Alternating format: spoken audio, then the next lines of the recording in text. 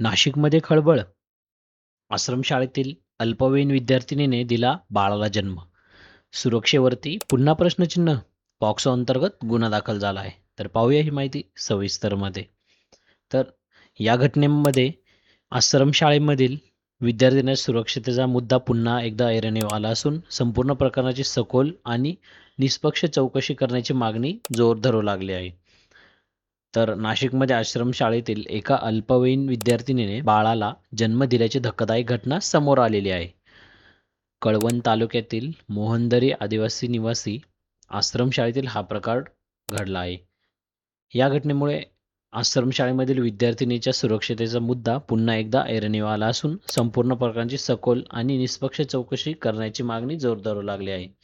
तर मिळालेल्या माहितीनुसार संबंधित विद्यार्थिनीने आश्रमशाळेतील शिक्षण घेत होती. उन्हाळी सुट्टीत ती गावी गेल्यानंतर तिच्या नात्यातील एक अल्पवयीन मुलाने लैंगिक अत्याचार केल्याचा आरोप केला आहे.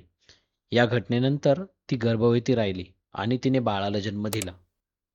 प्रकरण उघडकीस आल्यानंतर पोलिसांनी तत्काळ गुन्हा दाखल केला असून आरोपीला अटक करण्यात आलेली आहे. आरोपी हा अल्पवयीन असल्याने त्याच्याविरुद्ध पॉक्सो कायद्यान्वये कारवाई करत त्याला बालसुधारगृहात पाठवलेले आहे. तर या घटनेची पुष्टी आदिवासी विकास विभागाचे अप्पर आयुक्त दिनकर पावरा यांनी केली.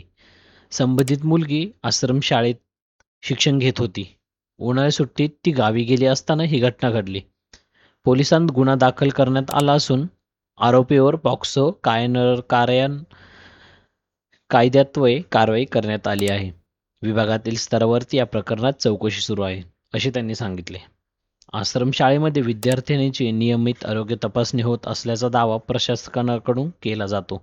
मात्र संबंधित विद्यार्थिनी गर्भवती असल्याने वेळेत का लक्षात आले नाही? आरोग्य तपासणी का? देखरेखीत काही त्रुटी राहिल्या का? असे अनेक प्रश्न उपस्थित आहेत. या प्रकरणात संबंधित अधिकारी आणि कर्मचारी जबाबदारी निश्चित करण्याची मागणी होत आहे. घटनेची माहिती मिळताच आदिवासी विकासाचे विभागाने प्रकल्प कार्यालयामार्फत चौकशी केली. या प्रकारानंतर पालक, सामाजिक संघटना आणि सांस्कृतिक नागरिकांनी तीव्र संताप व्यक्त करण्यात आश्रमशाळेमधील विद्यार्थिनीच्या सुरक्षेचा अधिक प्रभावी यंत्रणा उभारण्याची आणि दोषींवर कठोर कारवाई करण्याची आणि भविष्यात अशा घटना पुन्हा घडू नये यासाठी ठोस उपाययोजना करण्याची मागणी केली आहे.